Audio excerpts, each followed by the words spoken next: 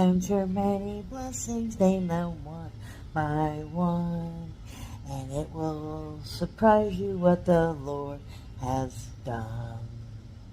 Count your blessings, name them one by one. Count your blessings, see what God has done. Count your blessings, name them one by one. Count your blessings and see what God has done. All right. We are doing race cars for our race today in honor of David's birthday. Join us for a dance party live for David's birthday. And of course, tomorrow we'll be having a parade, a short, and who knows what else we'll be doing tomorrow. Before all of that, ready? Shout out time. Here's a shout out just for you. You support me, so I support you. The shout out is for our friend. Let's see who wins the race today. And start. Or not. Start. Start. Start. Start. There we go. Ah. Start. Start. There we go.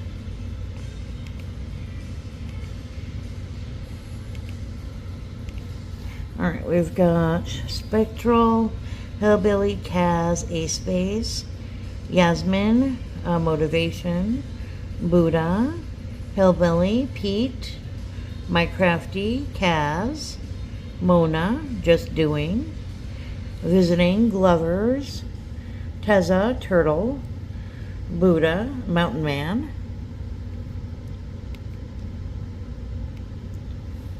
right now it looks like Just Doing is slightly in the lead.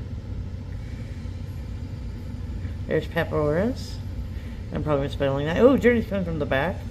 There's Pinned and Grumpy and Mimi and Sweet Pea, Hiking Ontario. Grumpy's currently in the lead. I think Grumpy's gonna get it. Grumpy got it. Hang on, Grumpy. All right, back to what he's doing. So Grumpy Feller is magnet fishing, pulling out treasures out of waters in North Carolina and neighboring states while doing his part to clean the waters. So we've got, of course, magnet fishing. So check him out. Like, share, comment, have a good day. Okay, I want to try this again. Are you going that way or this way? I didn't see a back way out of it, but we'll do this. Well, we can do that first if you wanted to. Okay. I just thought since we misplaced the other one, Right. we'd try this again. See if we can lose this one as well. Alright, we did accidentally discover this last time we were here. We were looking for the geocache. We want to go, I can't remember which way the names go. I think they go this way, because this is A and that's C. Alright. I apologize if you can't see, the sun is kind of in a bad place right now.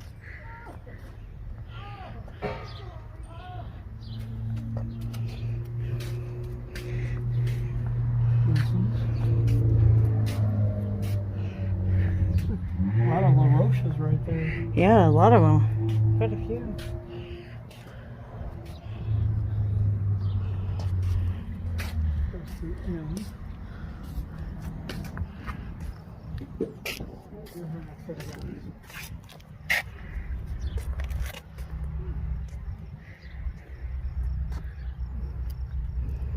Pretty flute, pretty sounding for a last name.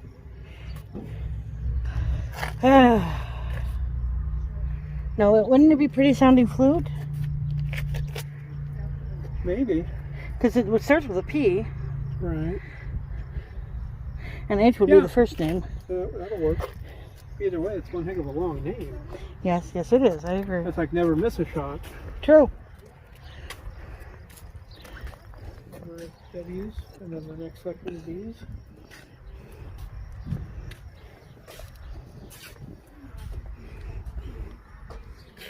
Names added.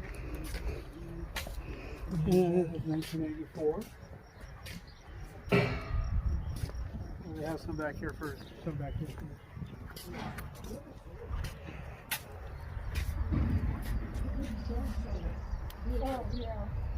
Well, these are the pioneers of Lyman County. Yeah. This is going to be a short one, but that's okay. It's warm. Hang on, I gotta get this one over here and then we can go into the church.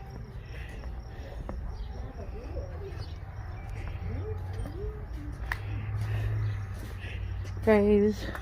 I always thought it's funny with people named Graves. Goodlow. Lots of halls. Alversons.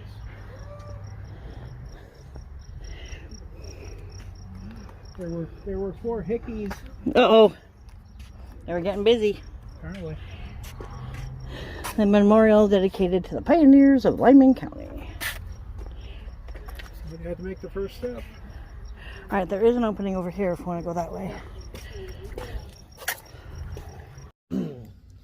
Alright, so first I want to apologize for the first one. I was tired and hot, and so we did not go through the names on the Veterans Memorial as thoroughly as we usually do and should have done to honor those that are on those memorials.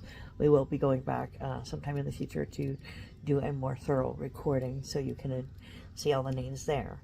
Secondly of all, we do want to thank all of our veterans who are in our community for serving, fit, past, future, present. It doesn't matter. We are thankful for all of you and appreciate all of you. And of course, this next video is from last year.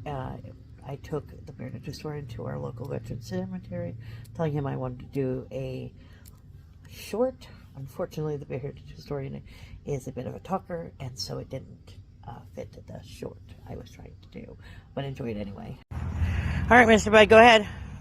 Well, this is a neat little memorial that they have for the fall veterans, wars that were taking place in.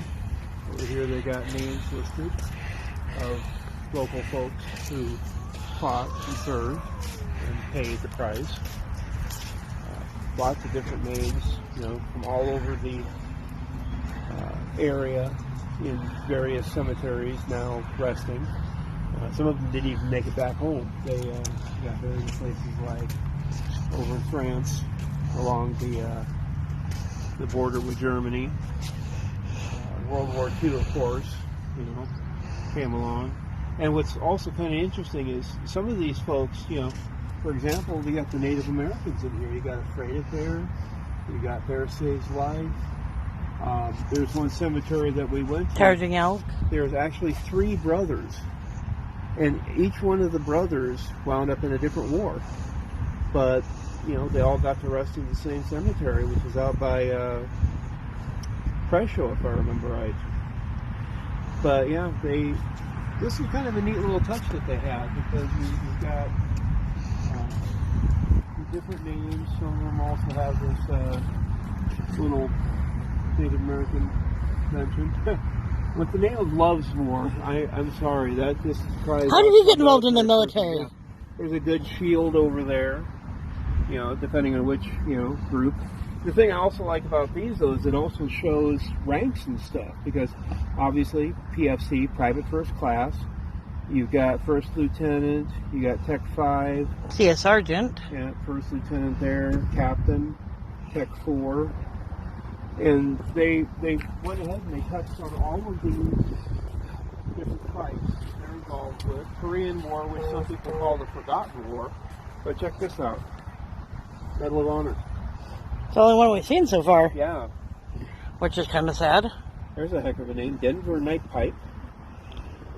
Private and Red Paint. Private Woman Dress. Young Love. But it's, you know, different towns, different cities have different ways of presenting this. This one's kind of interesting because you got the Vietnam War, which everybody knows about. Cold War, which the interesting part of it was there really wasn't any major offensive other than, you know, we occupied bases. We tried to keep the Russians from expanding, the Soviets, I should say. The global war on terror.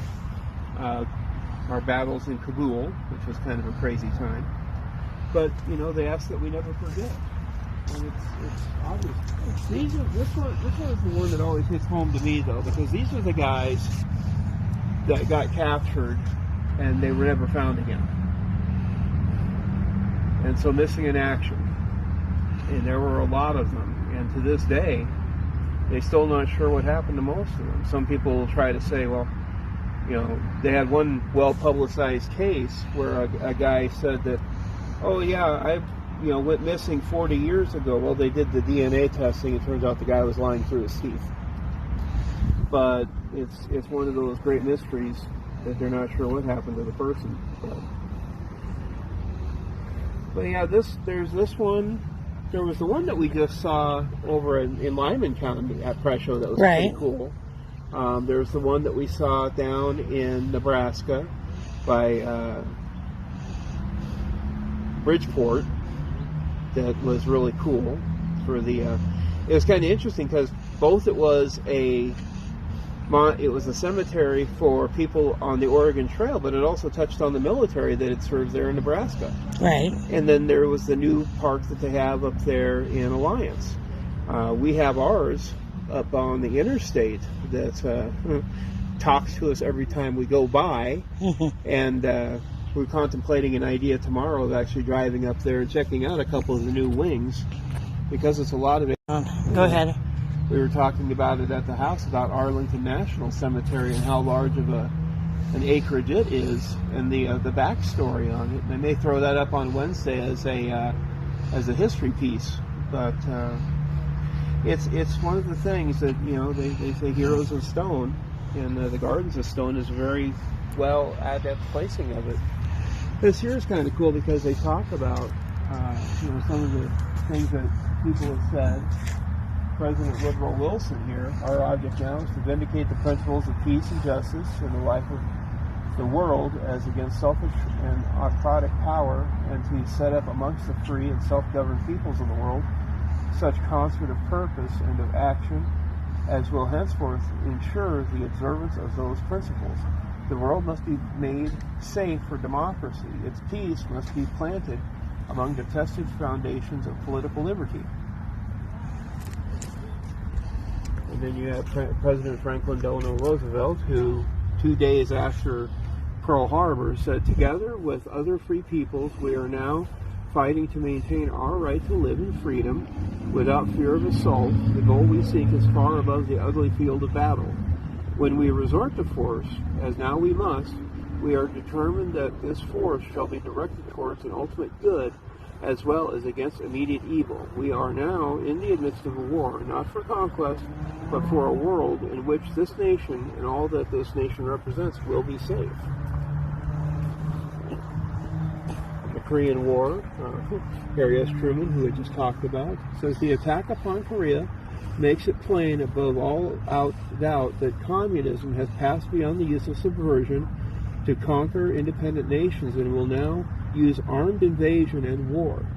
It has defied the orders of the Security Council of the United Nations to preserve international peace and security. A return to the rule of force in international affairs would have far-reaching effects. The United States will continue to uphold the rule of law.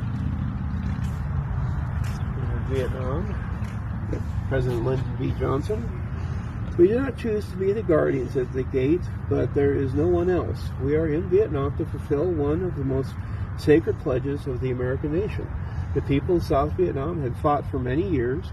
Thousands of them have died. We just cannot now dishonor our word or abandon our commitment or leave those who believed us and trusted us to the terror and repression that would follow.